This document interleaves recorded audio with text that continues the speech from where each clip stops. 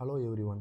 So இப்போ நம்ம என்ன பார்க்க போகிறோம் அப்படின்னா, ராமேஸ்வரத்தில் இருக்க தனுஷ்கோடியை பற்றி தாங்க நம்ம பார்க்க போகிறோம். ஸோ வாங்க வீடியோக்குள்ளே போகலாம்.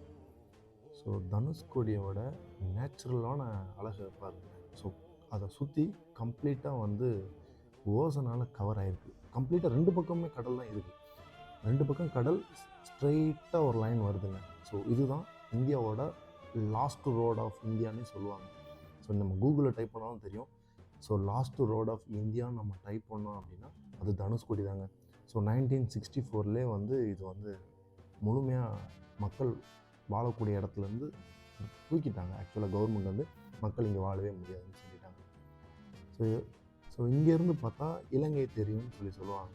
ஸோ நான் ட்ரை பண்ணி பார்த்தேன் இலங்கை தெரியுதா அப்படின்னு. ஆக்சுவலாக கிளியர் ஸ்கையில் தான் தெரியும் அப்படின்னு சொல்லுவாங்க. ஸோ நான் போன அன்றைக்கி பார்த்தேன், உங்களுக்கே தெரியும், வீடியோவில் பார்த்தா தெரியும், அங்கே ஃபுல்லாக கம்ப்ளீட்டாக மிஸ்ட்டு தான் ஃபார்ம் ஆகிருக்கு. ஸோ எங்களால் பார்க்க முடியல.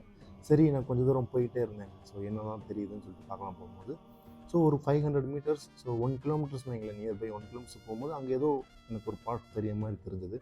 ஸோ உங்களுக்கே தெரியும். ஸோ நான் கரெக்டாக என்னடான்னு பார்க்கலான்னு போகும்போது அது ஒரு ஷிப் மாதிரி தெரியுதுங்க. ஸோ அங்கே மக்கள் வாழ்ந்ததுக்கான அடையாளம் மாதிரி எனக்கு தெரியுது. ஸோ உங்களுக்கு என்ன தெரியுதுன்றதை நீங்கள் கமெண்ட்டில் சொல்லுங்கள். இங்கே பார்த்தீங்கன்னா தெரியும், அது ஒரு ஷிப் மாதிரி தெரியுது. ஸோ ஷிப் அப்படியே சுற்றி மீன் வலையெல்லாம் இருக்க மாதிரி இருக்குங்க. சரி, நெக்ஸ்ட்டு இந்த வியூ பாருங்களேன். ஸோ இது அப்படியே கம்ப்ளீட்டாக அந்த லாஸ்ட் ரோட் ஆஃப் இந்தியா ஒரு 500 to 600 மீட்டர் தள்ளி போனீங்க அப்படின்னா இது ஒரு தனி ஒரு ஐலாண்டு மாதிரியே தெரியுதுங்க. எனக்கு பார்க்கும்போது அப்படி தான் தெரியுது, ஒரு கம்ப்ளீட் ஒரு ஐலாண்ட் மாதிரி தான் தெரியுது.